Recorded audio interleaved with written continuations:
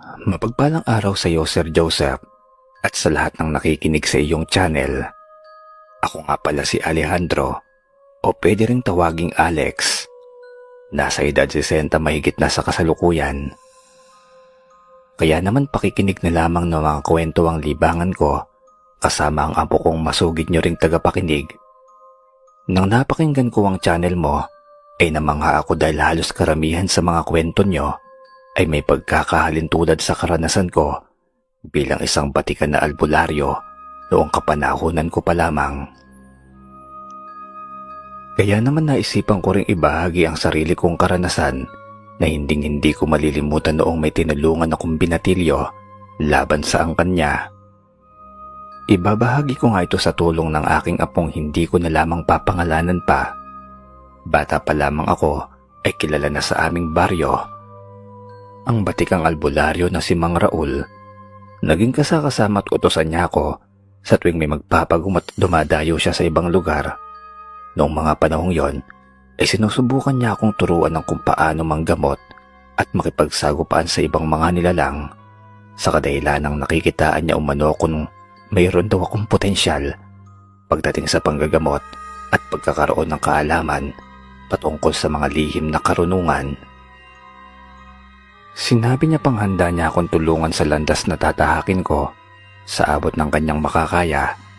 Ako na lamang umano ang hinihintay niyang magdesisyon. Noong unay duda pa ako sa kakayahan ko, lalo na nang malaman kong hindi biro ang papasukin ko. Dala ng kabataan at kapusukan, ay sinubukan kong ang pasukin ng pagiging albularyo. Matyaga akong tinuruan ni Mang Raul ng mga sikretong pamamaraan niya sa pagiging albularyo, hanggang sa natutunan ko ang lahat ng dapat na matutunan sa pagiging albularyo. Nung umidad ako sa 40, ay namaalam ang nagturo sa akin ng sobrang lungkot. Napakalungkot ko talaga nun dahil matagal ko na rin nakasama si Mang Raul at pamilya na ang turing ko sa kanya. May katandaan na rin kasi ito nun, ngunit bago pa man ito mamatay ay naiturot na ihabili niya sa akin ang kanyang mga kagamitan. Ako na lamang umano ang bahala kung patuloy ko pa rin gagamitin ang mga yon. Noong inilibing na si Mang Raul ay hindi ko maiwasang maiyak. Nag-iisang batikang albularyo lamang kasi siya sa lugar namin at siya ang takbuhan ng mga kabaryo kong nangangailangan ng tulong, lalo na ng mga taong hindi kayang magpatingin sa ospital. Kaya naman ipinangako ko sa kanya na tutulungan ko lahat ng mga nangangailangan at sa abot ng aking makakaya, kahit buhay ko pa ang kapalit. Nang umidad na ako ng 40 mahigit, ay pinasok at sineryoso ko na nga ang panggagamot. Isang araw, habang abala ko sa panggagamot, ay may isang dumating na isang binatilyo. Kitang-kita ko ang maitim na aura na nakapalibot sa kanyang katawan. Matapos kong gamutin ang isang babae, ay isinunod ko naman kaagad ang binatilyo. "Anong pangalan mo?" tanong ko sa kanya. "Ako nga pala si Lester, Mang Alex." Tugon sa akin ng lalaki. Nang suriin ko pa lamang siya ng tingin, ay napapailing-iling na ako. "Mabuti naman at naisipan mong magtungo rito. Kung pinatagal mo pa yan, sigurado akong isang araw na lamang ang itatagal mo. May nakaaway ho ba kayo o nakasagutan?" Dagdag na tanong ko pa. May nakasagutan kasi ako kapitbahay namin. Dahil sa lupa ng magulang ko. Simula nung namayapa ang mga magulang ko pinipilit nilang agawin sa akin ang iniwan ng magulang ko. Hanggang sa nagbanta ng isang matanda na hindi na daw magtatagal ang buhay ko kapag hindi ko pa binigay sa kanila ang lupa at bahay namin. Sagot sa akin ni Lester. "Ganun ba? Hayaan mo, iho. Susubukan kong kausapin ang gumawa sa iyo nito." Matapos kong sabihin iyon kay Lester, ay inumpisan ko na kaagad ang panggagamot sa kanya. Malakas ang may gawa sa kanya nun, sa kadahilan ng noong tinignan ko ang likod niya ay puro sugat na. Maging ang mga palad ng kanyang kamay ay may nakikita ako mga gumagapang na mga uod sa loob.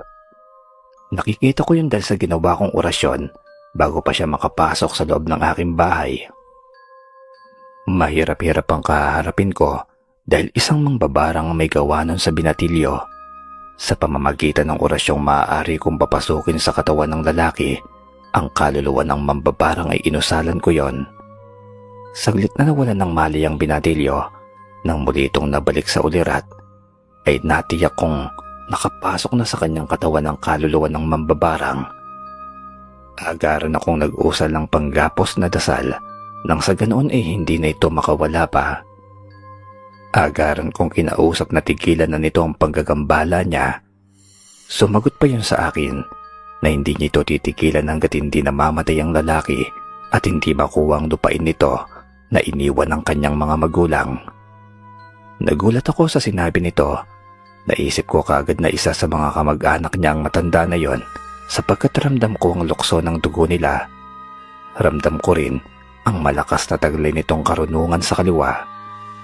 Sinubukan ko pang kausapin yon at pakiusapan, subalit hindi pa rin nagbago ang isip nito sa gusto nitong gawin. Kaya naman, hindi na ako nagdalawang isip pa na parusahan at kitilan ng buhay ang mambabarang. Matapos kong gawin yon, ay agad kong ginising ang binatilyo at sinabi sa kanya na wala ng problema. Nakita kong mababaka sa mukha nito ang pagkabigla sa ginawa ko at ilang sandali pa'y mga luhang namuo sa kanyang mga mata. Nagwika itong hindi niya ninais na mamatay ang tiyahin niya, ngunit dahil sa kasamaan nito ay wala na siyang magagawa pa. Tama nga ang naisip ko, magkatugo sila ng bumarang sa kanya. Maraming salamat po, Mang Alex. Ito nga pala ang bayad ko sa pagtulong mo sa akin. Sambit nito sabay abot sa akin ang salaping nasa kamay niya. Hindi ako tumatanggap ng pera, iho. Kung gusto mo, ibili mo na lamang ako ng sigarilyo. Uwi ka ako. Kagad naman na umalis si Lester at pagbalik nito ay madala-dala itong 1 kilo ng bigas at 2 kahan ng sigarilyo. Nagpasalamat naman ako sa binili niya.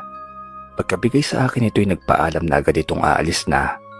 Ipinagpatuloy ko na din ang aking panggagamot. Nang sumapit na ang 3:00 ng hapon, ay pinauwi ko ng iba pang gustong magpagamot at pinapabalik ko na lamang kinabukasan ng umaga. Nang sumapit na ang 6:00 ay isinarado ko kagad ang pinto upang magdasal. Matapos kong magdasal ay kumain na kagad ako. Pagtapos kong kumain ay nagpahinga na rin ako. Pagsapit ng 12:00, naalimpungatan ako ng maramdaman ko na may kakaiba sa labas ng bahay. Agad akong bumangon upang tignan ito at nang makita ko ang nilalang na nasa labas ng bakuran ko ay hindi na ako nagulat pa. Bagkus ay tinanong ko pa ito kung ano ang kailangan niya. Hindi naman sumagot ang nilalang at nakatingin lamang ito sa akin ng masama. Habang namumula ang mga mata at nag-aangil ito, maya-maya bigla na lamang itong tumakbo palayo sa aking tirahan. Hinayaan ko na lamang yon dahil kung sakali mang bumalik iyon sa aking bahay ay hindi ito basta-basta makakalapit sa kadahilan ng may mga puder na nakapaligid sa aking bahay. Bumalik na lamang ako sa aking higaan at muli nang natulog. Nang magising ako'y umaga na. Agad na akong bumangon upang makapagkape. Maya-maya may dumating na isang lalaki sa labas ng aking bahay. Agad kong tinignan kung sino at nakita ko ang binatilyong si Lester. O Lester, magandang umaga. Anong atin at ang aga mong naparito? Bati at tanong ko rito, saka pinapanhik ko ito sa loob ng aking bahay. Mang Alex, may sasabihin akong importante sa'yo. Yung mga kamag-anak ng side ng nanay ko, baka maghiganti yun sa inyo. Kasi sa totoo lang, may angkan ng mga aswang ang mga magulang ko. Noong tumiwalag ang magulang ko, kinuha nilang nakatatanda kong kapatid upang tagapagmana ng kanilang karunungan sa kaliwa. Noong ako naman ang sinubukan nilang kunin ay hindi na pumayag ang magulang ko at mahirap pa doon. Mismong kapatid ko pang nagpahirap sa kanila hanggang sa mawala sila. Ngayon ako na lamang ang nag-iisa. Baka ako naman ang pagbalingan nila ng galit dahil ako ang dahilan kung bakit hindi na naipasa ang kanilang karunungan bilang mambabarang. Mahabang paliwanag ng binatilyo. Ganun ba? Noong ginamot kita kahapon ay alam kong hindi lamang iisang nararamdaman ko. Marami sila at huwag kang mag-alala dahil sa mga bagay na ganyan, handa ako makipaglaban sa kanila. Alang-alang sa taong gustong hingin ng tulong ko. Tugon ko rito. Mang Alex, may pakiusap sana ako sa iyo. Maaari bang dito na lamang ako sa inyo kahit gawin mo akong tagasunod mo? O kahit katulong na lamang dito sa bahay mo? Kahit panandalian lang, hanggang sa mawala lang ang sigalot sa pamilya namin. Ibibigay ko na lamang sa kanilang lupain na gusto nilang makuha. Huwag lang ako mapahamak. Anya pa nito, hindi ko alam kung ano ang mararamdaman ko sa sinabi niya. Mababakas talaga sa mukha niya ang takot at pangamba. Napabuntong hininga na lamang ako at nag-uwi kang, huwag kang mag-alala, tutulungan kita para hindi ka mapahamak. Tama yung desisyon mo. Dumito ka muna sa bahay ko para siguradong walang mangyaring masama sa'yo. Totally mag-isa lang din naman ako rito. Uwi ka ako bago humigop ng kape. Maraming salamat. Nakakayaman may isa pa akong pabor sa'yo.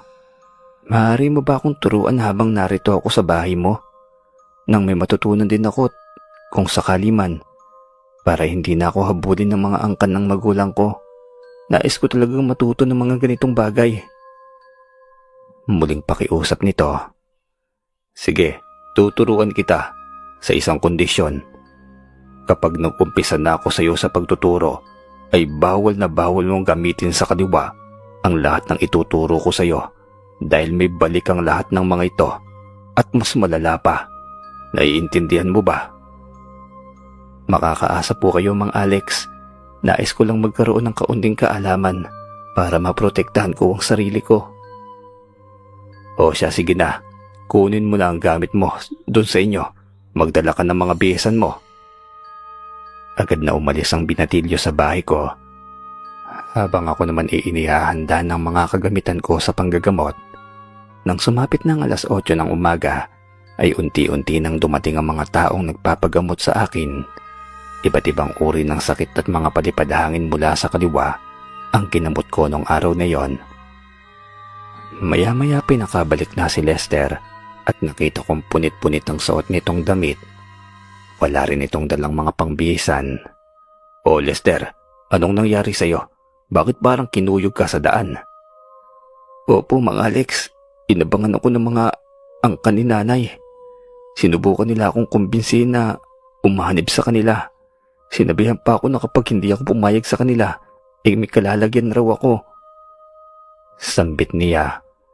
Nabahala ako sa sinabi niya sa akin, kaya naman kahit iilan pa lamang nagagamot ko ng mga araw na yon, ay pinauwi ko na lamang muna ang mga yon. Agaran ko ring pinapasok sa loob ng aking bahay si Lester. Mabilis ko naman na sinundan ng binatilyo sa loob ng bahay at sinabi ko rito na ngayong araw na mag-uumpisa ang pagtuturo ko sa kanya. Inabutan ko agad ito ng damit upang makapagbihis na. Matapos magbihis ay agad siyang bumalik sa harapan ko at binasbasan ko na siya bilang isang tagasunod sa akin. Nilagyan ko siya ng puder at bakod nang sa ganon ay hindi siya magalaw ng mga nilalang na nasa paligid namin. Kaagad ko siyang pinapikit habang sinasabihan na magdasal ng taimtim habang binibigkas ko ang mga usal para sa pagtuturo. Dahan-dahan kong napapansin na mabilis na natututo si Lester at nang iminulat ko ang mga mata ko, ay nakita kong may lumabas na itim na aura sa katawan niya. Kaya sinabi ko sa sarili ko na siya ang huling tagapagmana ng angkan nila. Kaya nagdalawang isip ako kung tuturuan ko ba siya. Pero dahil gustong gusto niyang matuto, ay nagpatuloy ako sa aking ginagawa. Hanggang sa sumapit ang hapunan, ay saka lamang kami tumigil. Kitang-kita ko na parang hindi ito napagod sa ginawa namin. Para bang tinanggap agad ng katawan nito ang mga banal na salitang inusal ko sa kanya. Pagtayo nito sa pagkakalod ay walang kahirap-hirap na tumayo ito. Tinalo pa ako nito noong mag-uumpisa pa lamang ako sa pag-aaral ng pagiging albularyo. Napapasabi na lamang ako sa sarili ko na ganito pala ang kakayahan ng isang huling tagapagmana ng angkan ng mga aswang at mambabarang. Dahil napagod ako sa ginawa naming maghapon, ay siya naman ang inutusan ko na magluto ng aming hapunan. Ako naman ay nahiga na muna sa aking higaan dahil sa pagod. Hindi ko na malaya na nakatulog na pala ako.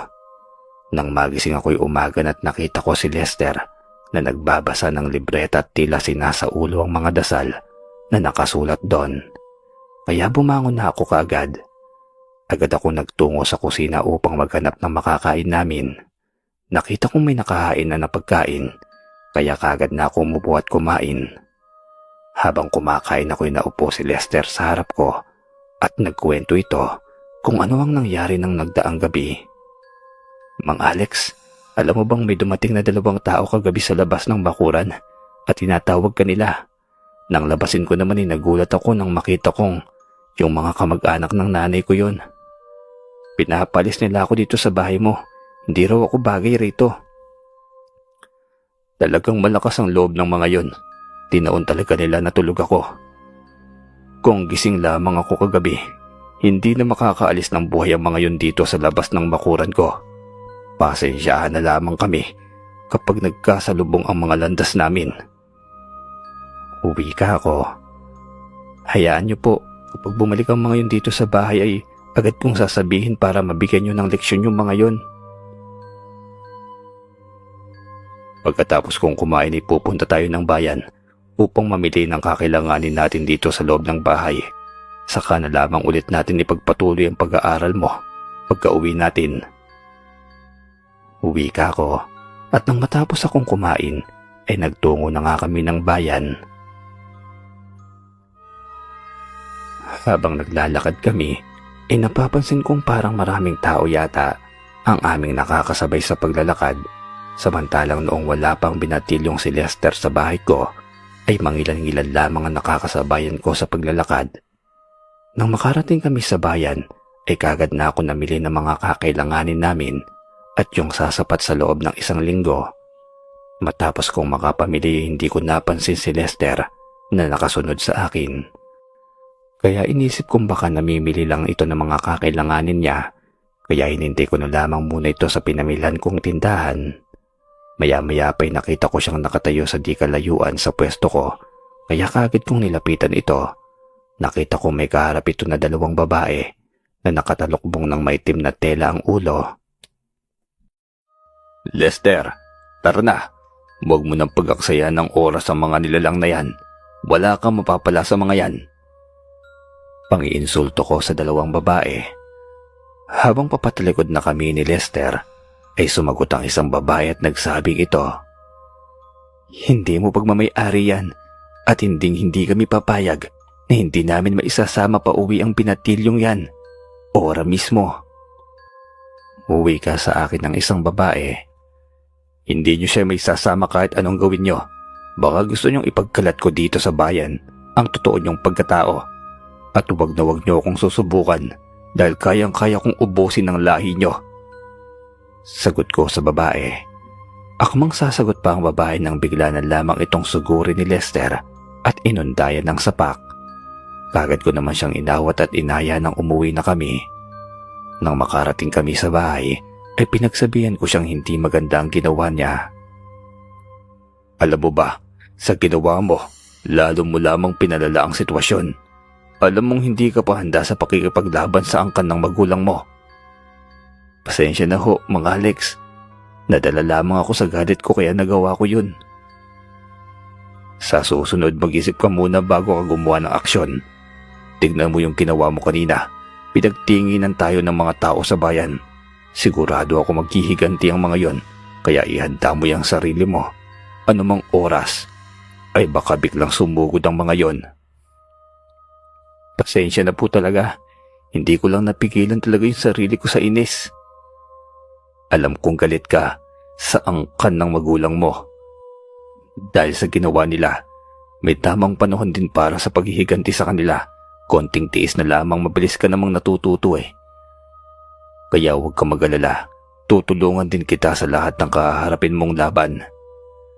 Dahil maaga pa noong mga sandaling yon, ay kagad ko nang sinabihan si Lester na mag-uumpisa na ulit kami sa pagtuturo ko sa kanya. Mabilis na lumipas ang mga oras at sumapit na ang oras ng tanghalian, Saka pa lamang kami ulit tumigil sa ginagawa namin. Agad namang nag-asikaso ng tanghalian si Lester. Nagluto siya ng aming kakainin para sa tanghalian. Maya-maya pa may mga dumating na mga panauhin sa labas ng aking bahay, kaya agad akong lumabas upang harapin ang mga ito. Pagkalabas ko'y nakita ko ang 4 na katao. Nagwika ang mga yun na ilabas ko si Lester. Hindi ko naman hinayaan na makita nila ang binatilyo, kaya mabilas kong nilapitan ang mga ito na nasa labas ng bakod. Ngunit nang makita nila akong papalapit, ay dahan-dahan itong nagsipag-atrasan. Sinubukan ko pang habulin ang mga yun pero mabilis itong nawala sa paningin ko, kaya hinayaan ko na lamang at sa pagbalik ko'y nakita ko nga si Lester na nakatayo sa labas ng aming bahay. "Oh, anong ginagawa mo dyan?" tanong ko sa binatilyo. Nakatingin lamang sa akin si Lester at walang kaimik-imik na para bang tinatanaw niya ang mga lalaking tumatakbo papalayo, kaya nilapitan ko siya tinapik upang matauhan. Nang matauhan siya, ay agad ko na itong pinapasok sa loob ng bahay upang makakain na kami. Matapos naming magtanghalian, ay nagsidating ang mga taong magpapagamot at si Lester naman ay hinayaan ko munang magpalamig ng ulo dahil nararamdaman kong kakaiba itong magalit na para bang nawawala ito sa kanyang sarili. Nang sumapit na ang 5:00 ng hapon, ay pinauwi ko na ang mga natitirang magpapagamot at pinabalik ko na lamang kinabukasan. Pagpasok ko sa loob ng aming bahay ay hinanap ko kagad si Lester, subalit hindi ko siya makita. Kaya naisipan kong hanapin siya sa labas ng bahay. Nakita ko ito sa likuran ng bahay na nakaupo sa may malaking bato. Nakatulala lamang yon at sa tingin ko'y malalim ang iniisip niya. Kaya hinintay ko na lamang ito na tumayo sa kanyang kinauupuan.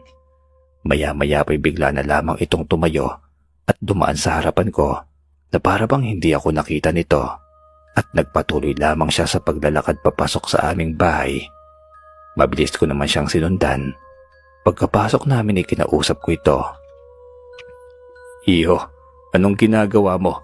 Bakit ka nakatulala doon sa may bato?" "Wala ho, Mang Alex. Nag-iisip lang ho." "Ganun ba? Kala ko nakatulog ka na ron eh." Pabiro ko pang sagot kay Lester. Tumahimik lang naman ito. Maya-maya pa'y naramdaman kong tila may mga nakamasid sa amin mula sa labas ng bahay.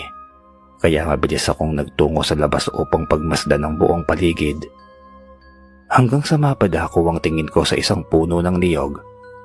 May taong nakatayo doon at sa tingin ko'y aabot sa 8 katao ang mga yon. Nakatingin lamang sa akin ng mga ito na para bang nag-aantay lamang ng tamang tiyempo para sugurin ako. Maya-maya pa'y biglang lumabas si Lester at kagad itong nagsalita. "Huwag na kayong mag-aksaya pa ng pagod. Dahil hinding-hindi ako uuwi sa bahay at hinding-hindi niyo ako matatakot pa." Matapang si Lester sa mga yon. Bigla namang sumagot ang isa sa mga nakatayo ron. "Sasama ka sa amin, sa ayaw at sa gusto mo. Hindi mo maaaring ipagkaluno ang lahi natin." Uwi ka ng isang lalaki. "Kahit anong gawin niyo, hinding-hindi ako aadib sa lahi niyo. Kayo ang unang nagkanulo sa magulang ko." Muling bato ni Lester sa kanila at sumulyap ito sa akin na para bang nagpapatulong na ito. "Bakit hindi niyo subukan kung kaya niyo makapasok dito sa loob ng bakuran ko? At kung sakaling makapasok man kayo, malabo yung madadalang binatilyong ito paalis ng pamamahay ko." Uwi ka ako sa lalaking kasagutan ni Lester. Habang unti-unting dumidilim ang kapaligiran, ay nakita ko nanlilisik ang mga mata ng mga taong nakatayo sa may puno ng niyog. Nang tuluyan nang lamunin ng kadiliman ng paligid, ay nagsilitawan ng mga mapupulang mata ng mga nilalang na yon. Ilang sandali pa'y sinubukan na ng mga aswang na pasukin ang bakuran kung ginawaran ko ng orasyon na pangbakod upang hindi basta-basta makapasok ang masasamang nilalang sa loob ng bahay ko. Nang akmang makakapasok ang isang aswang, ay nagulat ang mga ito dahil bigla na lamang itong tumilapon at nagkikisay. Hanggang sa nawala ng buhay ang aswang na yon, Tumigil ang iba pa sa pagtatangkang pumasok sa loob ng bakuran ko nang makita nila ang sinapit ng kasamahan nila, habang ako naman ay nakaupo lamang at nakaabang sa susunod na gagawin nilang hakbang. Nakikiramdam lamang ako na baka makapasok ang mga ito sa loob at masira ang poder na ginawa ko, habang si Lester naman ay hindi nakatiis at bigla na lamang itong subugod sa mga aswang. Nagulat ako sa ginawa niya, kaya mabilis akong tumayo at hinabol ang binatilyo upang pigilan sa binabalak niyang gawin. Subalit sa bilis ng pagtakbo niya palabas ng bakuran ko ay hindi ko na siya naabutan pa. Nagulat ako nang makita kong mahawakan niya ang isang aswang ay binalian niya yon ng leeg nang wala man lamang kahirap-hirap. Ikinagulat iyon ng ibang kalahi niya. Umatras ang mga ito at nagwika pa ang isa. Hindi ka na talaga naaawa sa pinagmulan mong lahi, Lester. Tatalikuran mo na lamang ng ganun-ganun lamang ha. Ganyan ka na ba katigas ngayon? Manang-mana ka sa mga magulang mo. Nag-aangil na wika ng lalaking nasa anyong aswang. Noong pinagkaisahan niyo ang magulang ko, naawa ba kayo? Sinubukan niyo ba napigilan ang pagpaparusa kay inay? Di ba't inayaan niyong maghirap ang magulang ko sa binigay niyong sakit? Ngayon, ipaghihiganti ko sila. Ipapatikim ko sa inyo kung gaano kasakit ang mawalan ng mahal sa buhay. Tugon ni Lester na halatang galit na galit ito sa mga kamag-anak niya. Hindi naman nakasagot ang kamag-anak niya sa kanyang sinabi. Sinubukan ko pang pigilan si Lester sa kanyang gagawin pero hindi ko na ito nagawa pa. Dahil sumugod na ito kahit na alam niyang hindi siya mananalo sa laban sa angkan niya sa kadahilanang hindi pa sapat ang kanyang natutunan sa pag-aaral laban sa mga nilalang na makakaharap niya. Agad kong sinundan si Lester nang makita ko na pagtutulungan na siya. Kaya na makalapit ako'y pinaghahataw ko kaagad ng buntot pagi na dala ko. Bawat aswang na matatamaan nun ay nagkikisa yon sa sakit hanggang sa tigilan na nila si Lester. Nang makita ko nakahilata na si Lester sa lupa, ay agad ko itong binuhat papasok ng aming bahay. Mabilis kong sinarado ang pintuan at nag-usal ng mga pampatibay na orasyon at dasal sa pambakod upang hindi makapasok ang mga aswang.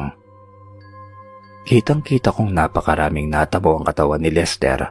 Napakalubha ng lagay nito.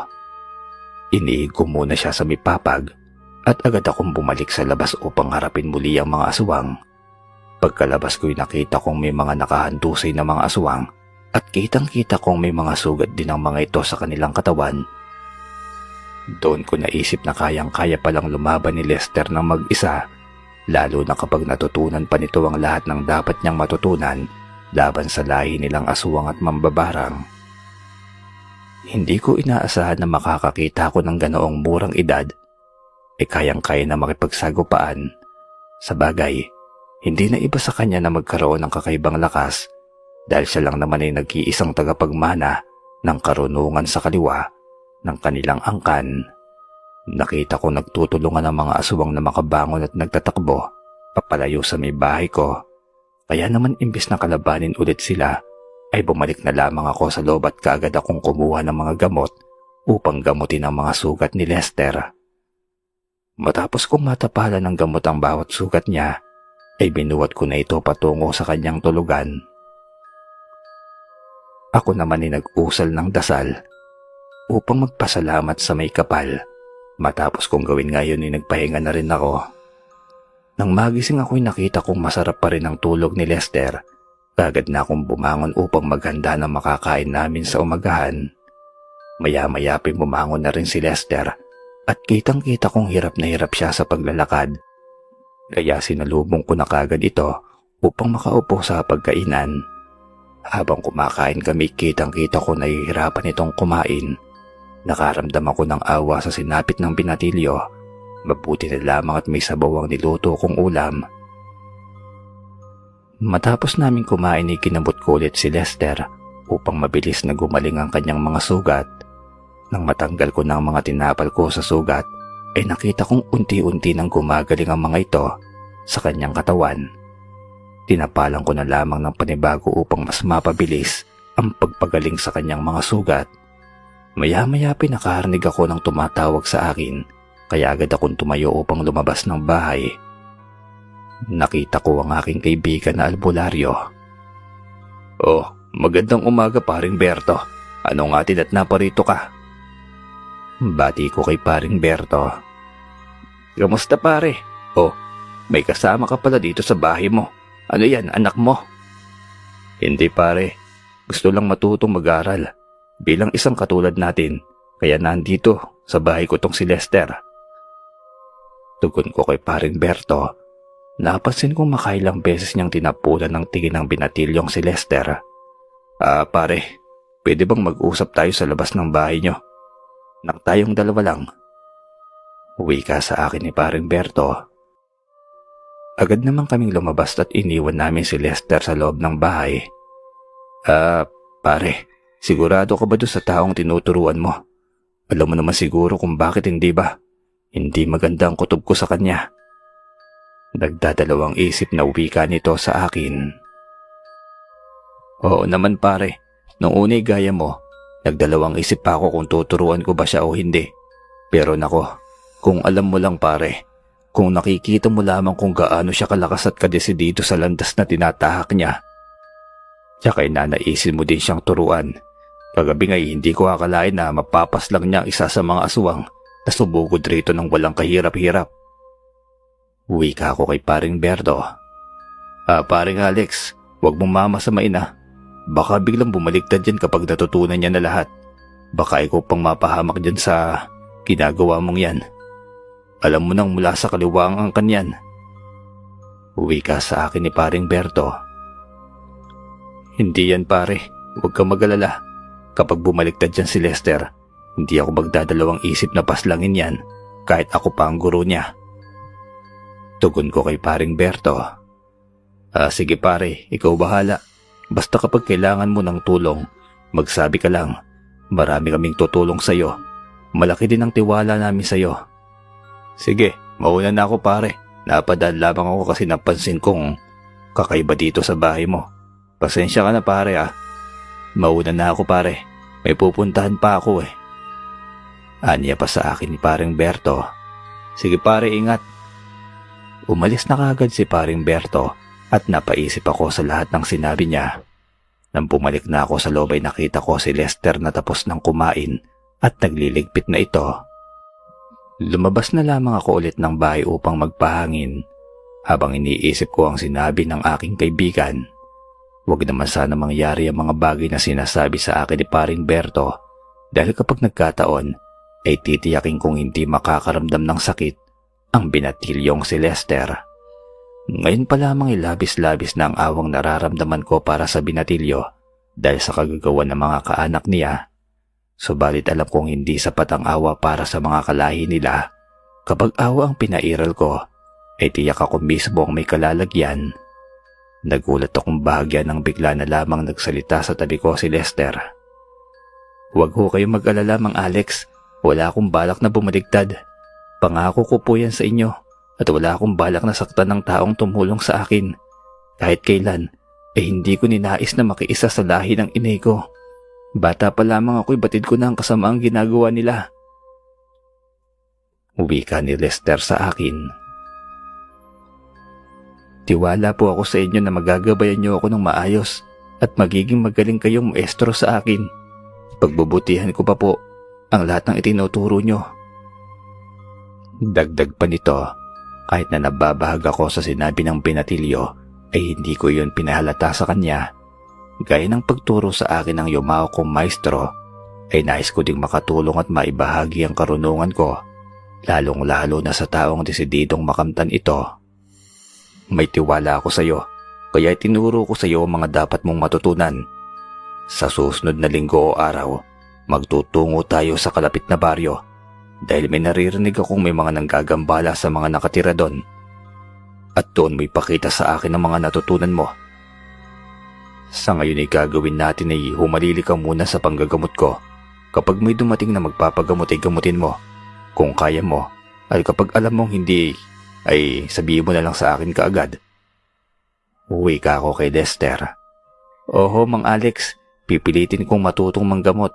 Kagaya nyo, para kapag natuto na ako, may katulong ka na ritong manggamot sa lugar ninyo. Tugon pa sa akin nito. Makalipas lang ang ilang oras ay may dumating na mga tao na nais magpagamot sa akin. Kaya naman sinabihan ko kagad si Lester na papasukin sa loob ng bahay upang masuri ko kung ano ang kanilang karamdaman. Kagad ko namang inasikaso ang mga kakailanganin kong mga aparato para sa panggagamot. Makalipas ang ilang araw at linggo ay napansin kong wala nang gumagambala sa amin ng binatilyo. Naisip kong siguro'y naghahanda lamang ang mga yon sa mas matinding pagsalakay. Habang abala ko sa panggagamot, katulong ko si Lester ay dumating ang nakatatanda kong kapatid na si Manuel. Matagal na panahon din bago kami nagkita ulit. Dahil simula noong nag-aaral ako bilang isang albularyo, ay umalis na ako sa aming bahay at parati na akong sumasama sa maestro ko. Bibihira lamang din ako makauwi sa aming lugar hanggang sa yumao na nga ang maestro ko at hindi na ako nakabalik pa sa amin. Sa kadahilanang ako na ang pumalit sa kanyang tungkulin. Bilang manggagamot at albularyo sa lugar na kinatitirhan ng maestro ko, kaya naman laking tuwa ko na magkita ulit kami ng aking kapatid. Ikaw pala, tol. Pasok ka. Mabutit na dalaw mo ko rito. Kumusta? Anong balita? Salubong ko sa kapatid ko. Ang kaninang nakangiting mukha nito nang makita ako ay bigla na lamang iyong napalitan ng lungkot nang makapanik siya sa loob ng aking bahay. Anong problema?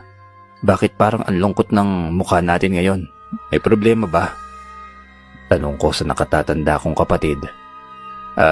Tol, naparito lamang ako para sabihin sa'yo na mula noong mawala ang inay ay lagi nang matablay si Itay at nagsabi pa ito na sa kaarawan niya, baka po pwedeng umuwi ka muna sa bahay.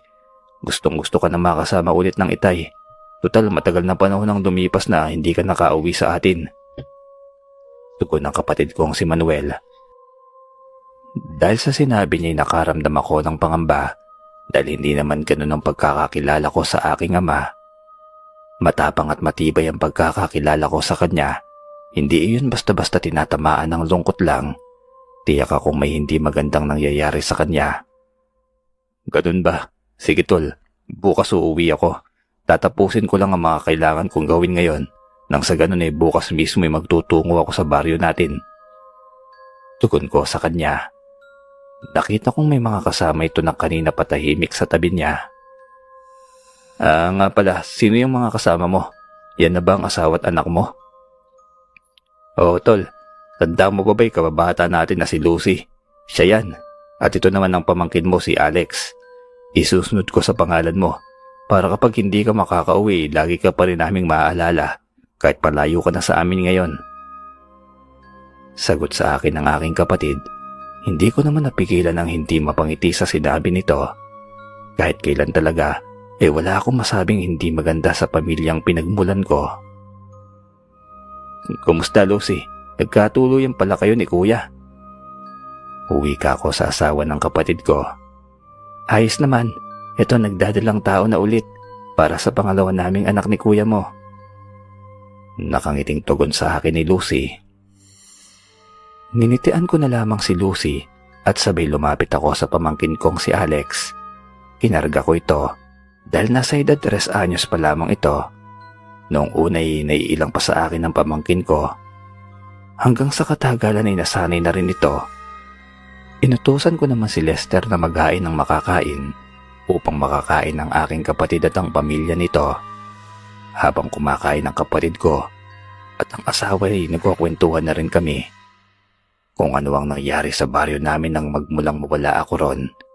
Nabanggit nga nito na may nananalasa palang mga aswang doon at kaya din pala sila naparito sa bahay upang iparating sa akin na kailangan nila ang tulong ko. Kaya naman napaisip na ako kagad na yun ang puntahan namin ni Lester upang mailigtas ang mga tao sa kapahamakan. Nang malaman kong may sakit na rin ang Itay, ay hindi na ako nagdalawang isip na baguhin ang aking isipan at nagdesisyon na ako kaagad na sasabay na ako sa pagbalik nila sa baryo namin. Isa sa mga kahinaan ko ang mawala ng magulang Sir Joseph.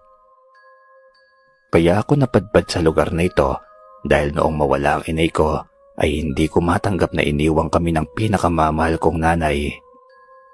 Kaya lumison ako sa lugar namin upang makalimutan ang mga sakit na naiwan sa puso ko. At ngayon naman, ang itay ko ang may sakit. Nakakatayo pa naman subalit hirap na ang paglalakad at nasabi din ng kapatid ko na may dumadalaw na din na hindi kakilala sa bahay namin at hinahanap nito ang aming ama.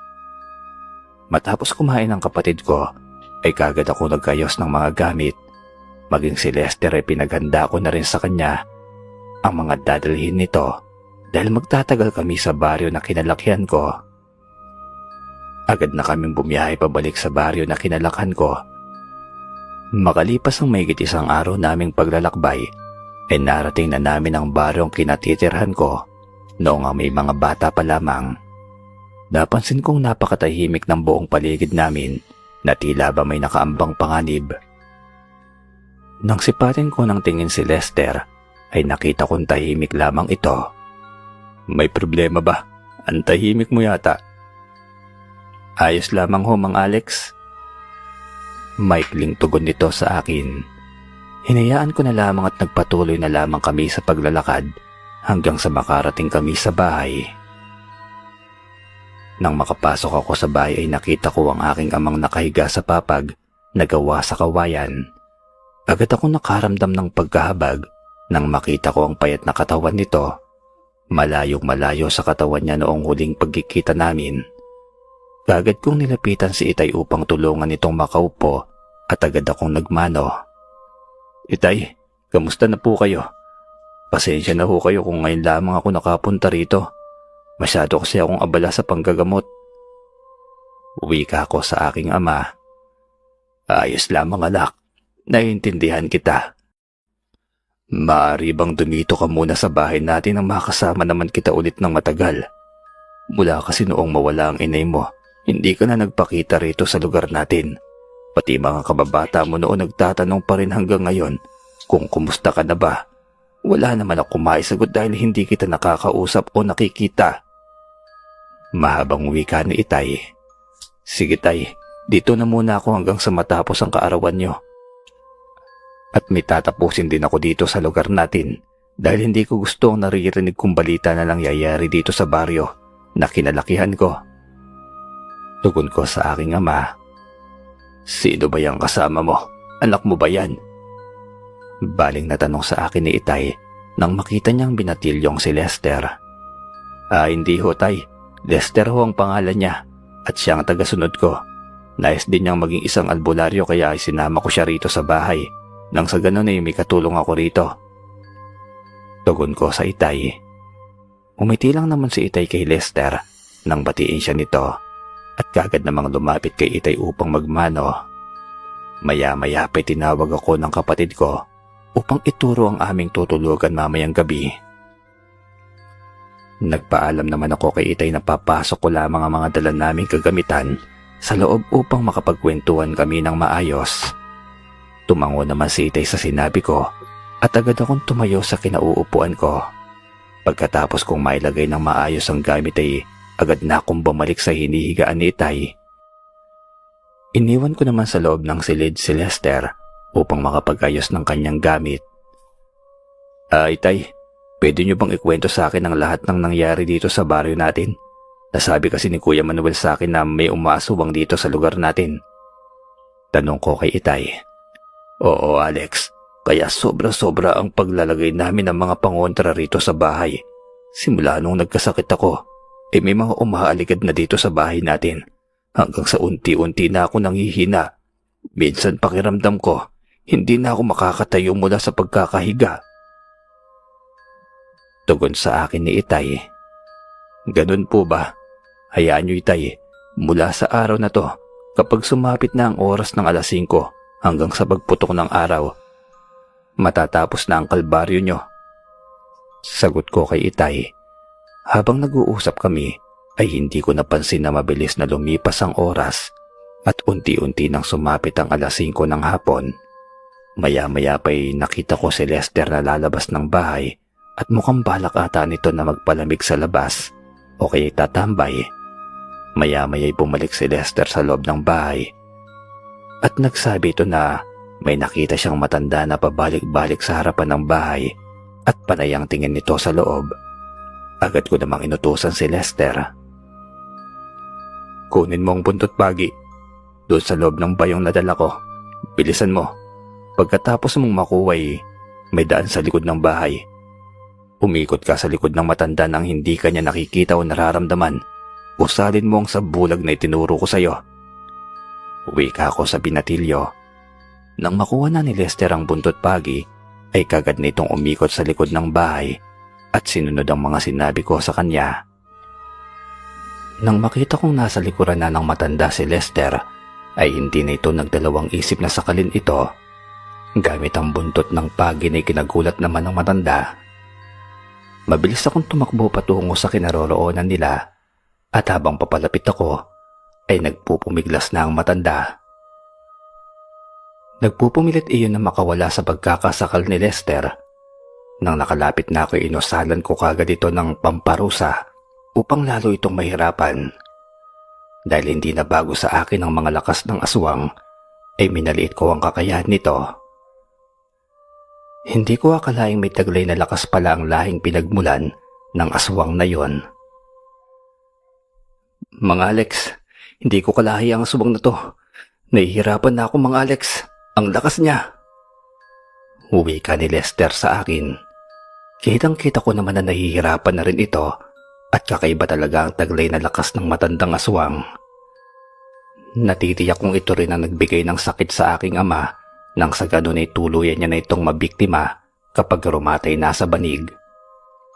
Habang naglalaban si Lester at ang aswang, ay agad na ako nag-usal ng orasyon upang tulungan ako ng mga kaibigan ko mula sa kanan. Huwag kang mag-alala. Ngayon pa lamang ikikitilang ko na kagad to ng hininga. Tugon ko kay Lester. Nang makita kong malapit ng mapuruan ng binatilyo, ay nagulat ako dahil nakawala ito sa pagkakasakal ng aswang sa kanya. Sinubukan pa ng aswang na manlaban sa aming dalawa ni Lester. Akmang kakalmutin ako nito ay biglang humarang si Lester upang salagin ang mahahabang kuko ng aswang. Mabilis naman ako nakakuha ng pagkakataon upang masaksak sa tagiliran ng aswang na hindi pa nagbabago ng anyo. Umangil ito ng pagkalakas-lakas na para bang baboy na kinigilitan sa leeg. Ngunit matapos nitong umangil ng malakas ay para bang baliwala lamang ito sa aswang at para bang galos lamang ang natamo nito. Ibinaling ng aswang ang kanyang atensyon sa akin na nagbigay naman ng pagkakataon kay Lester upang pagpapaluin ito ng buntot ng pagi at sa bawat pagtama nun, sa katawan ng aswang ay nag-iiwan-iyon ng latay. Ang akala ko'y walang ibang dala si Lester na gamit bukod sa latigong gawa sa buntot ng pagi. Ngunit nagulat na lamang ako dahil bigla nitong inundayan ng saksak sa likod ang aswang gamit ang tansong patalim. Nang makita ni Lester na hirap na ang aswang, ay kagad nitong inabot ang leg at ginilitan hanggang sa lumawlaw ang ulo nito na tila ba humihiwalay sa katawan niya. Hindi ako makapaniwala sa mga pangyayaring nasaksihan ko sa aking tagasunod na para bang mas malakas pa ito kaysa sa akin. Dahil sa nangyari ay nag-ikot na kami sa buong baryo. Bawat bahay na madaraanan namin ay sinisigurado namin na malalagyan ng pangontra ang bawat paligid nito. Inabot na kami ng dilim sa pag-ikot. Hanggang sa makarating kami sa pinakadulo ng bahay, ay may nakita kaming nakadapa sa bubungan nito. Sinabi ko agad kay Lester na siya yung bahala sa tiktik na yon dahil hindi naman gaano kalakasan ng mga tiktik at sigurado akong mabilis lamang niya yung mapapaslang. Kagad nilapitan ni Lester ang tiktik na nakadapa sa bubungan. Nang makita niya na kaya niyang abutin ng tiktik, ay walang dalawang isip na hinatak niya ito at ipinalo sa lupa. Habang hawak-hawak nito ang pay, siya naman ang pagmamakaawa ng tiktik na bitawan siya nito at pakawalan. Hindi naman nakinig si Lester sa sinasabi ng tiktik, bagkus ay pinahirapan pa niya lalo ito gamit ang mga orasyong na ituro ko sa kanya. Habang pinapanood ko kung paano makipaglaban ang binatilyo sa aswang, ay nakikita ko ang malakas na aurang lumalabas sa katawan niya. Aura iyon na nagmumula sa kaliwa at sigurado akong hindi lamang ang mga naituro ko mula sa kanan ang ginagamit niya habang nakikipagbuno siya sa mga nilalang na aswang na yon. Ngunit kahit ganun pa man, ay namamangha ako sa taglay na kakayahang magkontrol sa sarili ng binatilyo. Sa kadahilan ng kaya niyang pagsabayin ng kakayahan na meron siya mula sa kaliwa at sa kaalaman sa kanan. Ilang sandali ay nakita kong muling nag-usal ng orasyon si Lester at nagwikang pagbibigyan niya ang aswang kung magbabagong buhay ito. Subalit nagmatigas pa rin ang nilalang at sumugod pa rin ito sa binatilyo. Wala naman akong ibang ginawa kundi ang panoorin na lamang kung ano ang gagawin ni Lester sa nilalang. Hanggang sa nakita ko ang karumal-dumal na inabot ng tiktik sa kamay niya nang magmatigas ito at tinuluyan niya talaga itong paslangin. Pagkabalik ni Lester sa kinatatayuan ko ay sinabi ko rito na magiging isa siyang batikan na albularyo at sigurado ako na lahat ng dadaan sa palad niya na aswang ay hindi maganda kahantungan ng mga yon. Ngumiti lang naman sa akin si Lester at nagaya na ito na magpatuloy na kami sa pag-iikot. Hanggang sa naikot na namin ang buong baryo ay wala na kaming nakita na bakas ng aswang, kaya bumalik na lamang kami sa bahay ng mga magulang ko. Nang sumapit ang umaga ay nagkagulo ang buong baryo dahil sa may mga patay na katawan ang natagpuan sa kakahuyan. Walang kaalam-alam ang mga kabaryo ko na ako at ang tagasunod kong si Lester ang may gawa nun. Inakala ko pang magluluksa o magpoprotesta ang mga taga-baryo dahil sa mga katawang nakita nila, ngunit halos karamihan sa kanila ay nagpasalamat at nagwik ang mga bantog na aswang ang mga taong patay na natagpuan sa may kakahuyan. Magmula doon nang dumating ang mga yon ay marami nang nagkakasakit at nagkakamatayang tao o hayop sa baryo nila. Nang sumapit na ang kaarawan ni Itay, ay marami ang nagpunta at dumalo. May kaunting salo-salo at inuman kasi kaming idinaos para kahit papaano'y makabawi ako sa aking ama sa tinagal-tagal nang hindi ko siya nakasama.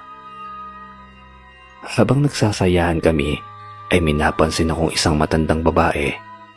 Bigla na lamang itong nawala sa paningin ko, kaya agad akong nag-usal ng pangtanggal ng sabulag. At nakita ko ang matanda na nakatayo sa tabi ng Itay ko.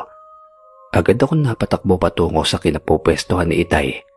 Nang makalapit ako'y agad kong hinawakan ng matanda at hinatak ko papunta sa likod ng aming bahay. Akala mo ba hindi kita nakita ha? Nagkakamali ka ng pinasok mong bahay.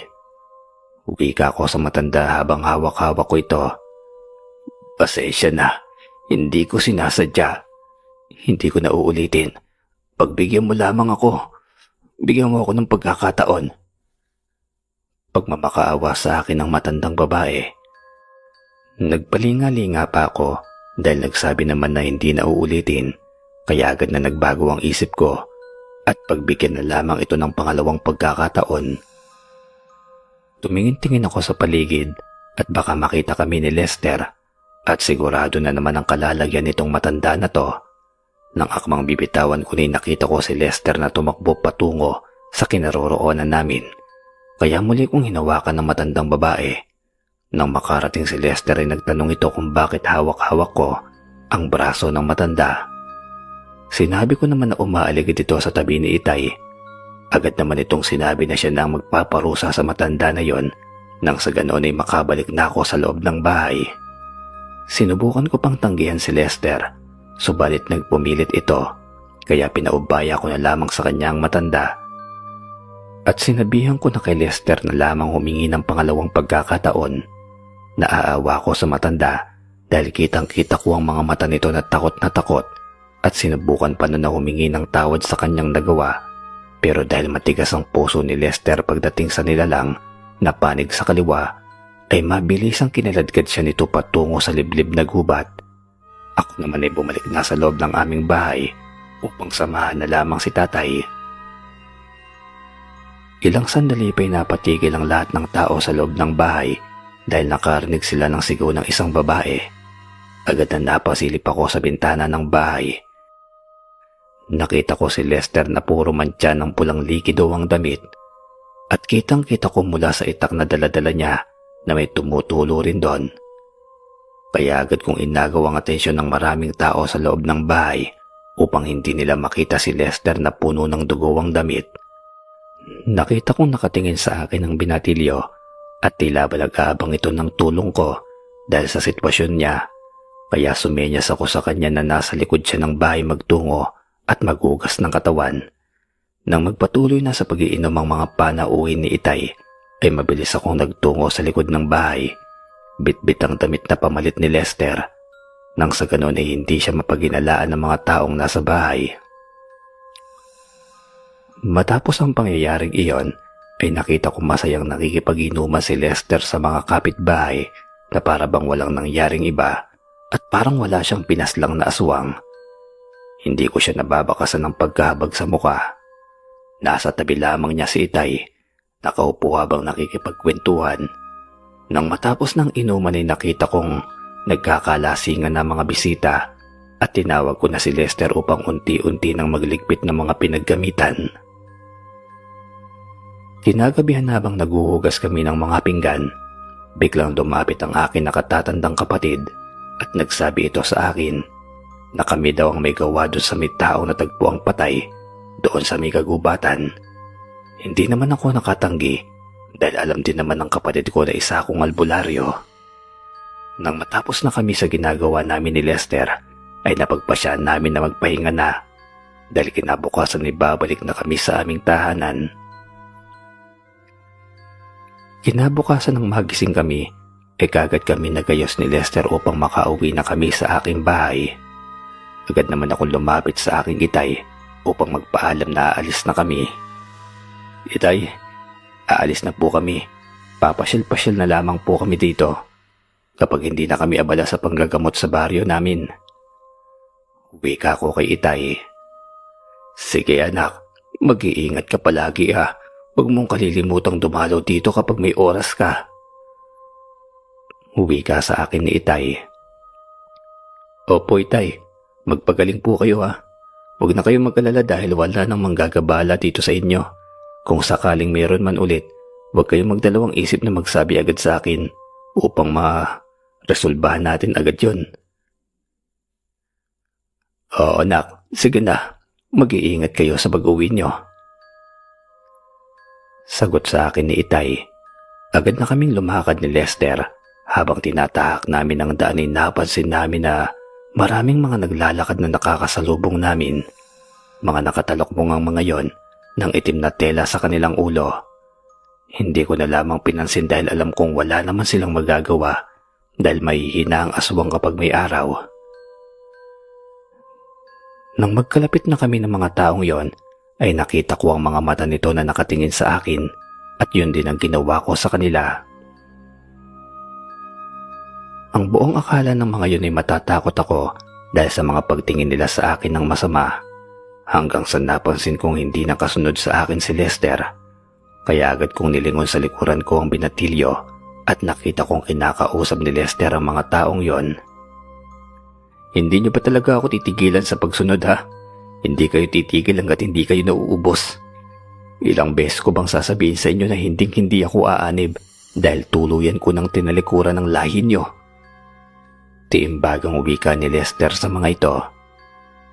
Hindi na ba talaga magbabago yung pag-iisip mo? Basta-basta mo na lamang kakalimutan kung saan ka nanggaling at kung ano ang pinagmulan mo.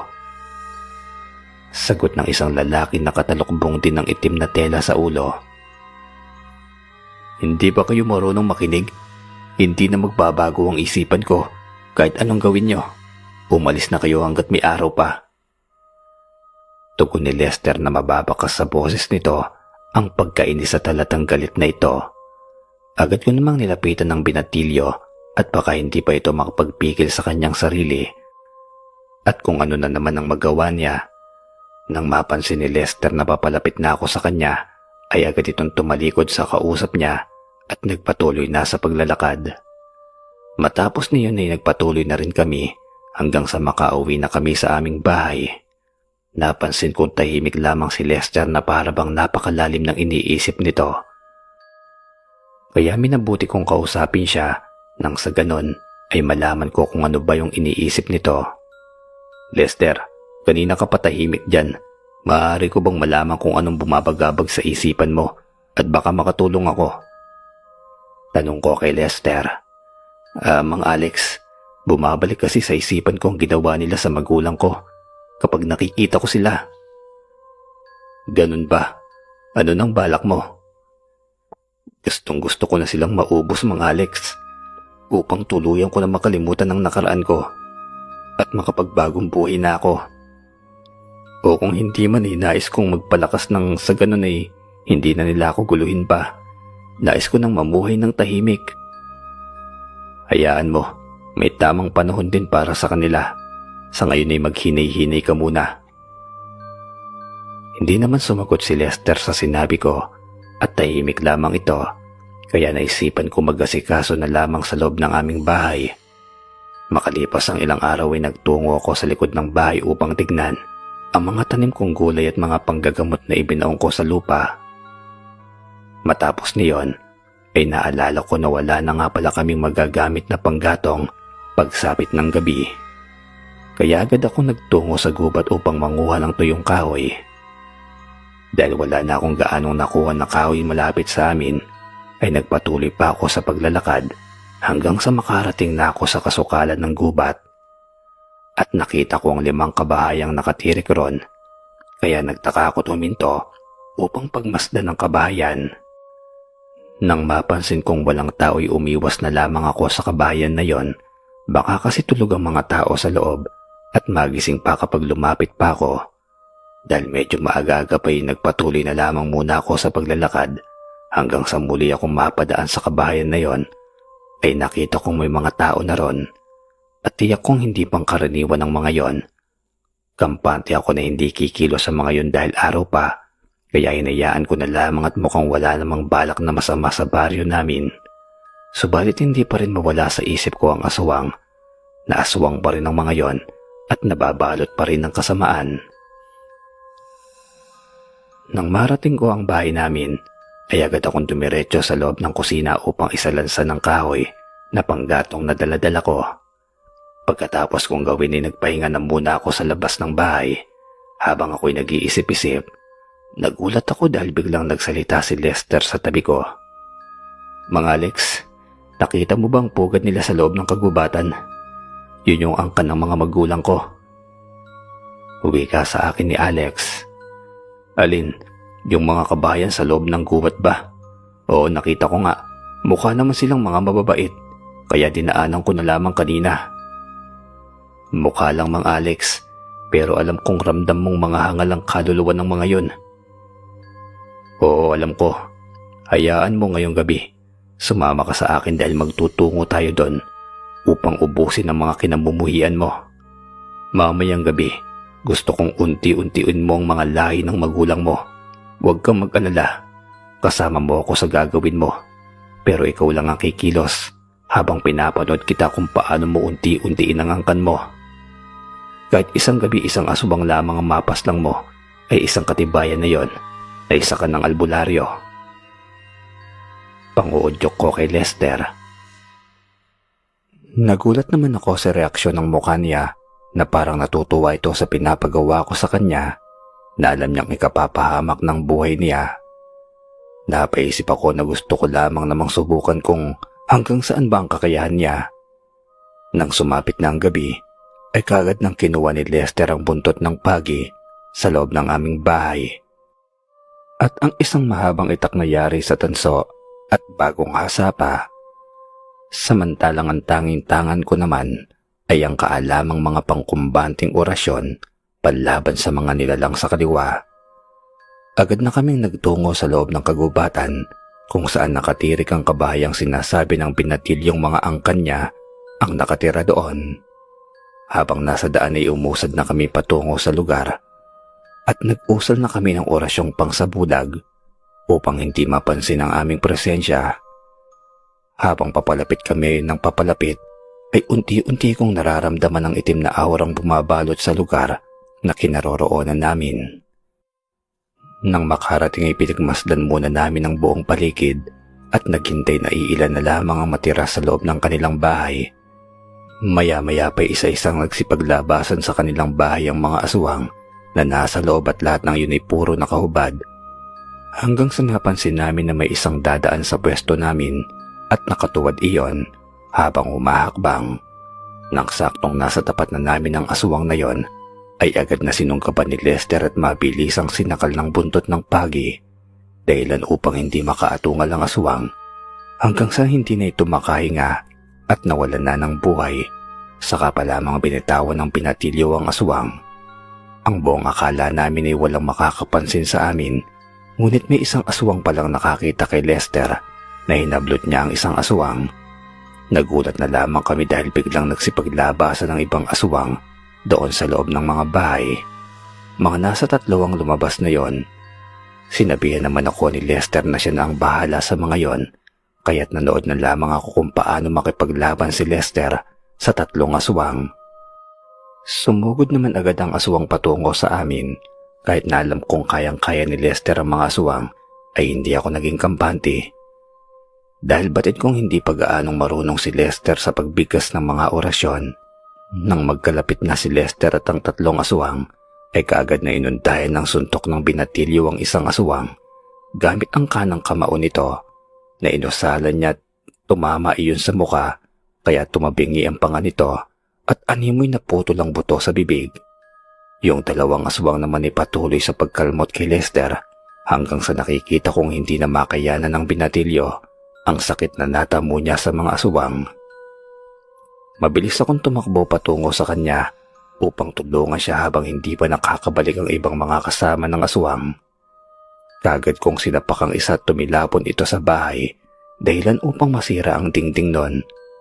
Bago pa man ito makabangon, ay muli akong nag-usal ng orasyong pangtawag ng mga kaibigan na nasa panig ng kabutihan. Matapos iyon ay sinundan ko kaagad yung aswang na tumilapon sa loob ng bahay at doon ay nagpangbuno kaming 2 sa loob. Sa tulong ng mga kaibigan ko'y napuruhan ko ito ng suntok sa batok na agad na ikinamatay ng nilalang. Ilang sandali pa'y naramdaman ko ang marami pang malalakas na presensyang paparating sa kinaroroonan namin. Ramdam kong mula iyon sa mga nagkakataas na mga mambabarang o yung mga nakatataas na mambabarang at aswang na angkan ng binatilyong si Lester. Nang sipatin ko ng tingin si Lester, ay nakita kong halos mawala na siya ng malay dahil nanghihina na ito at marami na rin itong natamong bugbog sa katawan. Kaya agad akong lumabas sa bahay at nag-usal na rin ako ng pangparusa upang sakali na mahawakan ko ang nilalang na aswang ay mabilis itong mawawalan ng buhay. Dahil sa madulas ang katawan ng aswang ay nahihirapan akong hulihin yon. Maliksi din kasi itong gumalaw, kaya ang ginawa ko na lamang ay inabot ko ang itak na dala ni Lester. Nang makuha ko yun ay mabilis ko itong tinaga sa likod ng aswang at nagpagulong-gulong agad sa lupa yon. Kahit na nanghihina ay mabilis naman na hinabol ni Lester ang aswang upang paslangin, subalit mabilis itong nawala sa dilim. Kaya hinayaan na lamang namin ni Lester yon at agad na ako nagpasyang umuwi na kami bago pa man makarating sa kinaroroonan namin ang mga presensyang nararamdaman ko. Habang naglalakad kami, naramdaman kong may humahabol sa amin, kaya agad akong nag-usal ng sabulag upang hindi kami makita ng mga aswang. Hanggang sa nakarating kami sa bahay, ay sinusundan pa rin kami ng mga angkan ni Lester. Mabilis kong itinulak si Lester papasok sa loob ng bahay. Baka kasi matanggal ng nilalang ang sabulag na ginawa ko, hanggang sa nakarinig ako ng isang kalabog sa labas ng aming bahay. Agaran naman akong sumilip upang tingnan kung ano yon. Kahit na inaasahan kong wala ng iba, kundi ang mga kalahi ni Lester ang mga nasa labas ng aking bahay. Nakita ko ang mga aswang na nakatayo medyo malayo sa bahay namin. Kahit na madilim, ay kitang-kita ko ang mga mapupulang mga mata nila. Naisip ko ng gabing yon na ito na ang huling laban sa buong buhay ko sa kahaharapin ko. Kaya agad kong dinampot ang buntot ng pagi at kinatatago kong mutya ng saging. Tama po kayo. May tangan po akong mutya ng saging, ngunit bibihira ko itong gamitin. Gumawa ako ng isang bagay na lalagyan na ako lamang ang nakakaalam at nakakakita nito. Nakuha ko ang mutya ng saging noong nasa 20 anyos pa lamang ang edad ko. Ito ang pinakatinatago ko dahil alam kong darating ang araw na kakailanganin kong gamitin ang tangan kong ito at ito na ang panahon na hinihintay ko. Matapos kong makuha yon ay agad akong nagtungo sa labas ng bahay habang si Lester naman ay nakahandusay sa loob ng bahay at hindi na nito kinayang natamong sugat at bugbog sa katawan. Iniwan ko siya sa loob dahil alam kong hindi pa naman ito mamamatay sa mga natamo niya sa katawan. Habang nasa labas ako, hinihintay ko silang mismong lumapit sa tahanan ko dahil kung ako ang lalapit ay hindi ako sigurado na matatalo ko silang lahat. Kahit pa may tangan akong mutya, napakarami kasi nila. Mapabagong sibol mong aswang ay naroroon na kasama rin nila. Hanggang sa nakita kong sumugod ang isang aswang patungo sa kinatatayuan ko. At nang nakapasok ito, ay bigla na lamang itong nangisay hanggang sa mawalan ito ng buhay. Mabilis ko namang sinabi na kung ano ba yung tingin nila sa akin.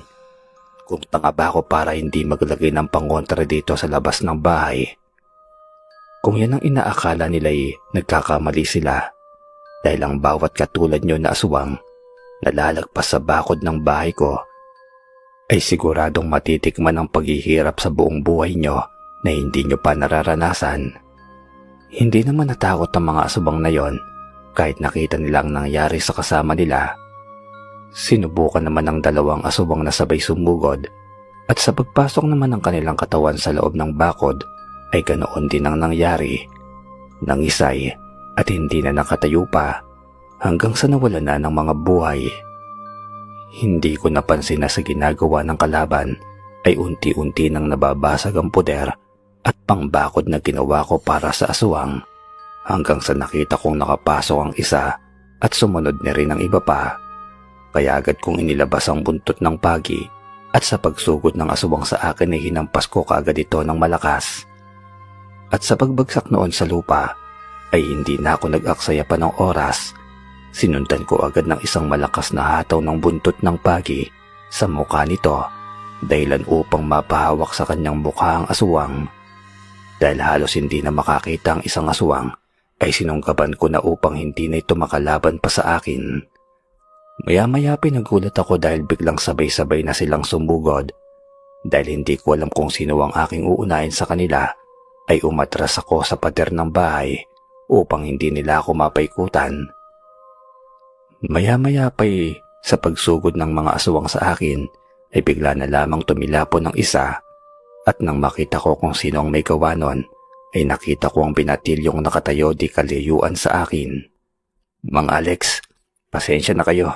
Ngayon lang ako nagkaroon ng lakas ulit at handa na ulit akong dumaban kasama nyo. Uwi ka nito sa akin. Maganda ka na. Marami-rami pa yung kaharapin natin ngayong gabi. Sambit ko. Bigla namang sinalubong ni Lester ang aswang na pasugod patungo sa amin at walang takot na kinaharap. Kahit walang hawak na gamit ang binatilyo, ay pansin na pansin ko na sa bawat pagsapak niya sa aswang ay bumibigkas ito ng mga usal. Mga usal na orasyong mula sa kaliwa ang pinanglalaban niya, sa mga ang kanyang mula din sa kaliwa ang mga karunungang taglay. Nang makita kong nakakabawi ng lakas si Lester, ay pinaubaya ko na sa kanyang tatlong sumugod sa amin kanina. Ako naman ay sinugod ko ang pinakapinuno ng mga aswang na nakita kong nakatayo sa hindi kalayuan. Nakangisi itong nakatingin sa amin na para bang inaasahan na nito ang kanilang pagkapanalo. Kitang-kita kong malanila lang sa ilalim ng lupa ang wangis nito. At kung wala kang tiwala sa sarili, ay tiyak na lulukuban ka kaagad ng takot. Masilayan mo pa lamang ang hibla ng mga buhok nito. Habang papalapit ako'y sinusubukan kong pigilan ng mga aswang upang hindi makalapit sa kanilang pinuno. Mabilis ko din namang napapaslang ang mga yon dahil sa tulong ng mutya ng saging at mga kaibigang engkanto ko. Paglapit ko sa kanilang pinuno'y mabilis naman iyong nagbago ng anyo at naging isang malaking kambing na may mukha ng toro at sa bawat pagsugod nito sa akin ay mabilis ko namang naiilagan. Doble-doble ang lakas at liksing taglay nito kaysa sa mga kasamahan niya. Subalit kahit gaano pa man ito kalakas at kaliksi, dahil sa taglay na tangan ko, ay hindi naman ako nagpatalo. Dinaan ko naman sa bilis ang aming paglalaban at unti-unti napapantayan ko din ang bilis nun hanggang sa nagpapalit-palit ng anyo ang kanilang pinuno. Naiinis ako sa pagpapalit ng anyo nun dahil kapag nagpapalit ng anyong paniki yon ay hindi ko ito maabot. Dahil padaan-daan lang yon at minsan ay nananatili lamang sa himpapawid, kaya hinayaan ko na lamang na kusang bumaba yon. Habang tinutulungan ko ang binatilyo sa kanyang kinakalaban, abala kami ni Lester sa ibang aswang ay pasulpot-sulpot naman ang pinuno nila na mas lalong nagpapainis sa akin. Kaya naman sa galit ko ay kumuha ako ng bato at sinubukan kong batuhin ang pinuno ng mga aswang. Pero hindi ko man lamang matama-tamaan, kaya kumuha na lamang ako ng biyak na kawayan upang magamit ko. Baka sakaling matamaan ko ang pinuno ng aswang. Sinigawan ko pa yon at ininsulto pero hindi pa rin bumababa. Habang humuhuni yon ay napansin ko ang mga maiitim na maliliit na nilalang na umaali-aligid sa amin ni Lester. Nang mapansin ni Lester ay agad niyang pinagtutusok ng kawayan ng mga nilalang. Kapag natatamaan yon ay tumatagos sa katawan ng kawayan at bumabaon sa lupa. Dahilan upang hindi na makaalis at makagalaw ang mga yon. Hindi naman basta-basta nakakalapit ang mga sigbin sa akin dahil alam kong nararamdaman ng mga yon na may tangan ako. Nang maubos ni Lester ang mga sigbin ay agad kong hinanap ang kanilang pinakapinuno at nakita kong nakadapo yon sa malaking puno di kalayuan sa aking bahay. Nakatingin lamang ito sa akin na parabang nang aasar. Hinayaan ko na lamang ang pinakapinuno nila dahil mapapagod lamang ako kahit anong gawin ko. Parang walang balak yun na bumaba o makipaglaban sa akin, kaya inaya ko na lamang si Lester na pumasok na lamang kami sa loob ng aming bahay. Tumanggi naman si Lester sa sinabi ko dahil nakita niyang maraming patay na aswang sa labas at nais niya pang ipunin ang mga yon upang sunugin sa may ibaba ng malaking puno kung saan nakapatong ang kanilang pinuno. Matapos magawa ni Lester yon ay nagsisigaw pa ito. Ano tiyo, paubos na ang lahi natin. Hindi mo man lamang ba'y pagtatanggol ang mga kaanak natin? Namatay sila dahil sa iyo, dahil sa utos mo. Tama lamang na tumulikod ako sa angkan natin dahil kung sakali, baka isa ako sa mga nakaratay ngayon rito. Mabuti na lamang na hindi ko binago ang desisyon ko dahil kung nagkataon, pati buhay ko ngayon ay mananatili sa kadiliman kasama niyong mga walang awa at mga hayok na hayok sa laman ng tao. Wala kang kwentang pinuno. Hinahayaan mong makipagsagupaan ang mga kalahi mo habang ikaw, puro takbo ang ginagawa mo. Napakahina mong nilalang. Bakit hindi ka bumaba rito at makipagduelo sa akin? Pagsisigaw ng binatilyo. Habang nag-aangil sa galit ang binatilyong si Lester, ay napansin ko ang ibang mga aswang na nakakobli lamang sa dilim at nakikinig sa binatilyo. Ikaw ang dahilan kung bakit nabuwag ang angkan natin. Bigla namang nag-anyong tao ang kanyang tiyuhin. Hindi ka ba naaawa sa mga kalahi mo, Lester? Ikaw pa talaga ang pumaslang sa kanila at nagsunog sa mga katawan nila. Magbabayad kayong dalawa ng kasama mo dahil ako ang tatapos ng buhay nyo. At sinisiguro kong pati katawan nyo maaabo sa apoy na ginawa mo, Lester. Tugon ng kanyang tiyuhin na halatang galit na ito sa kanyang ginawa at mga sinabi. Bigla namang tumalon ang kanyang tiyuhin patungo sa kanya. Mabuti na lamang at nakita ko yon. Mabilis kong tinakbo si Lester upang hindi ito matamaan. Dahil sa pagtalon kasi ng kanyang tiyuhin, kasabay nito ang pagbabago ng anyo ng isang malaking toro. Mabuti na lamang at naabutan ko si Lester. Kung hindi ay malamang ay na maalam na ang binatilyo. May swerte pa rin sa buhay dahil tangan kong mutya, ang mutya ng saging. Dahil kung wala, Sir Joseph, malamang sa malamang inawalan agad ito ng buhay. Nagtataglay kasi ng lakas at iksi ang mutya ng saging, kahit na nasa anong edad pa ang nagkatangan nito, ay magkakaroon ng lakas ng pangangatawan at liksi ng kakilusan. Ngunit sa pangyayaring yon, ay hindi ko man lamang nakitaan ng takot si Lester sa kanyang muka. Nang mapitawan ko siya, bigla na lamang itong sumugod patungo sa kanyang tiyo. Habang nakikita kong palapit si Lester ay bigla naman itong sinuwag ng sungay ng kanyang tiyuhin dahil nasa anyong toro pa rin ito, dahilan upang matusok siya nito sa kanyang tiyan. Ang akala ko'y tumagos sa kanyang katawan ng matutulis na sungay ng toro. Mabuti na lang kahit papaano'y napigilan ng kanyang kamay ang pagtama ng sungay upang hindi ito tuluyan na tumagos sa kanyang tiyan. Sinubukan pang iwas-iwas ng toro ang ulo nito, ngunit mabilis na natanggal ng binatilyo ang pagkakabaon nito sa kanyang tiyan.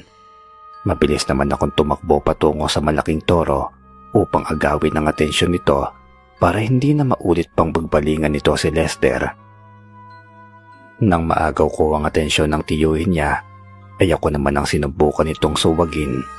Ang akala yata nito'y mahina ako, kaya nang hawakan kong dalawang sungay nito'y napatigil ko ito at pilit pa nitong inaangat ako. Subalit bago niya pa yun magaway, mabilis ko na itong naitumba sa lupa at sinundan ko na rin ito ng malalakas na suntok sa kanyang muka at nakita kong natanggal ang kanyang ngipin na isa. Tumayo din naman agad yon at nagpapadyak sa kanyang paa na animoy nagbabalak itong susugod sa akin. Sa pangalawa nitong pagkakataon, nabangga ako nito at tumilapon ako dahil sa pagtama ng ulo nito sa tagiliran ko. Ininda ko naman ang pagtama nun sa akin dahil malakas din naman talaga ang kanilang pinuno. Mabilis naman akong tumayo at muli kami nagpambuno ng malaking toro. Ang alam kong lakas nun ay medyo dehadong-dehado ako. Pero sa bilis ng galaw ay hindi ako nito matatalo. Kaya yun ang ginawa kong paraan para hindi ako matalo ng aswang. Dahil malaki ang katawan ng kalabaw o ng toro na yon, ay mabilis ko na lamang itong nasasakyan sa kanyang likuran. At nakakakuha nila ko agad ng pagkakataon upang masaksak ko ang likuran nito. Sa bawat pagbaon ng itak kong gawa sa tanso sa katawan ng kalabaw ay siya naman ang pagbabago ng anyo nito. Ngunit kahit anong pagbabago man nito ng anyo, ay hindi ko na yun binibigyan ng pagkakataon para makatakas pa. Ipinulupot ko sa leg nito ang lati kong gawa sa buntot ng pagi. Nang sa gayon, ay kahit mag-anyong paniki ulit ito, hindi na ito makakatakas pa. Hanggang sa napansin kong unti-unti nang nanghihina ang tiyuhin ni Lester at naging tao na ulit ito. Nang matamaan ko ito ng isang malakas na suntok sa kanyang sikmura, ay napasuka ito ng dugo at napaluhod na lamang iyon sa lupa. Dahil sa mga narinig ko na sinabi ni Lester kanina, ay hindi ko na pinagbigyan ng pagkakataon ng tiyuhin niya na magsalita. Pinugutan ko na kaagad ito at si Lester naman ay nawalan na ng malay sa kanyang natamong sugat. Nang matalo ko ang pinuno ng angkan nila Lester, ay nakita ko nagsipag-atarasan na ang mga aswang na kanina pa nanonood sa amin. Ni isa kasi sa mga ito'y hindi na nakisali pa sa laban ng naganap sa pagitan namin ng pinuno nila at ng binatilyong si Lester. Agad kong nilapitan ng binatilyong wala ng malay at isinampo ito sa aking balikat para muling ipasok sa loob ng bahay. Bago pa man ako makapasok ay nagsalita ang isa sa mga kaanak ni Lester na nasa anyong tao na. Humihingi kami ng lubos na kapatawaran sa kanya. Ngayong wala ng pinuno namin, ay wala ng rason para guluhin pa namin siya. Sumusunod lamang kami sa nais ng pinuno namin, at ngayong wala na siya, malaya na kami. Naway dumating ang araw na mapatawad ni Lester ang angkan namin. Wika ng kaanak ng binatilyo bago ito sumenya sa mga kasamahan niyang magsialis na. Hindi na ako nagsalita pat tuluyan na rin akong pumasok sa loob ng bahay para gamutin ang binatilyong si Lester. Matapos ang pangyayari yon sa buhay namin, ay natahimik na ang pamumuhay namin.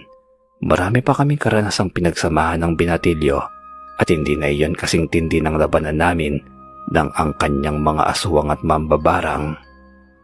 Hanggang dito na lamang po ang kwento ko, Sir Joseph. Maraming salamat po sa inyo. Sana'y marinig ko ang kwentong ito sa inyong channel. Mapagpalang araw sa iyo, Sir Joseph.